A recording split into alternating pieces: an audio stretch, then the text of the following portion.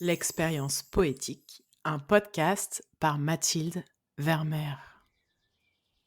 Je suis romancière, chroniqueuse, conférencière. J'ai le goût des histoires et j'ai le goût des mots. J'ai cette conviction que la littérature est d'abord une nourriture pour l'âme. J'aspire à un monde plus poétique, à la fois plus sensible et plus intense. Un monde qui laisse de la place à l'émerveillement. Un monde qui accueille les émotions dans toute leur puissance. Un monde qui donne droit aux sentiments dans toute leur ardeur. Ce podcast poétique est ma contribution au réenchantement de nos existences. Grâce aux textes des poètes et poétesses que j'adore, grâce à leurs phrases qui passent par ma voix, j'agis pour faire naître cette réalité à laquelle j'aspire. C'est ma manière de diffuser un peu de magie dans vos oreilles. Cette semaine, je vous fais découvrir la poésie de Roberto Juarós, ce poète argentin né en 1925.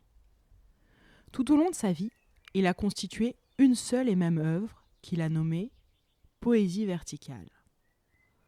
En fait, il y a plusieurs recueils. Chacun porte un numéro. Chacun s'inscrit dans cette recherche d'approcher la verticalité de la transcendance. Par ses textes, nourris de son bagage philosophique et ses interrogations métaphysiques, il tente de mettre des mots sur ce qui nous dépasse. J'aime beaucoup sa façon de nous faire aborder le mystère, dans une langue qui se veut à la fois limpide et fluide. Les 3 extraits d'aujourd'hui sont issus du recueil en français, Poésie verticale. Évidemment, ils sont traduits de l'espagnol. Les éditions Point Poésie se sont amusées à sélectionner dans l'immense œuvre du poète différents textes pour nous faire goûter à l'essence de cette écriture, à sa saveur bien particulière. Allez, on plonge. Fermez les yeux, laissez glisser en vous ces quelques phrases poétiques. Premier poème, que je dédicace à Mika, qui m'aide à enregistrer tous ces podcasts. Débris du son, retour du son, résurrection du son. Par ces mouvements se creusent des galeries plus profondes que le silence.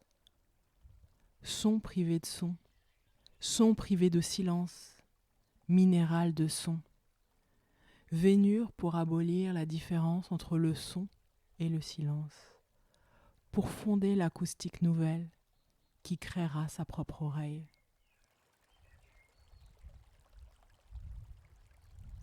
Deuxième poème, que j'aime pour sa chute, son trait d'humour.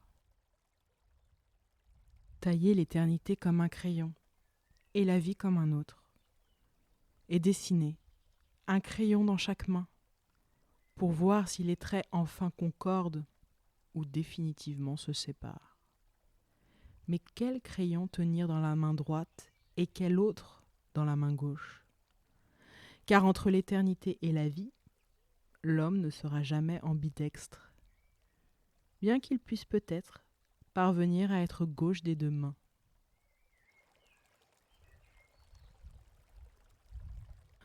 Ce dernier poème me fait penser à l'univers de Magritte.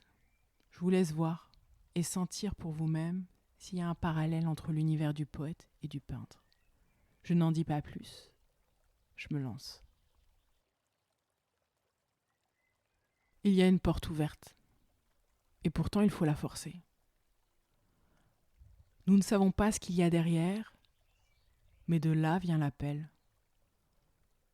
Nous ne pouvons aller ailleurs, mais nous venons d'ailleurs.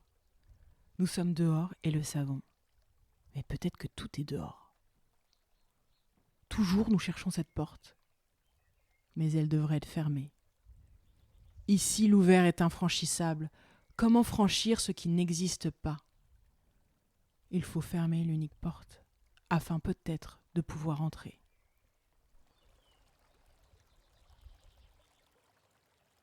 Je vous invite à réécouter ces textes. Pas besoin d'analyse, pas besoin de comprendre, de décortiquer. Sentez, laissez flotter en vous.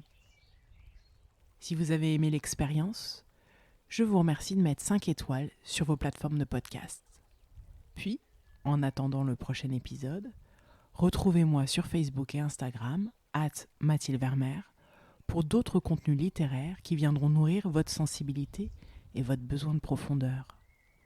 Enfin, pour soutenir ce projet, retrouvez le lien Tipeee en description de l'épisode. Je vous dis rendez-vous lundi prochain pour une nouvelle bulle poétique.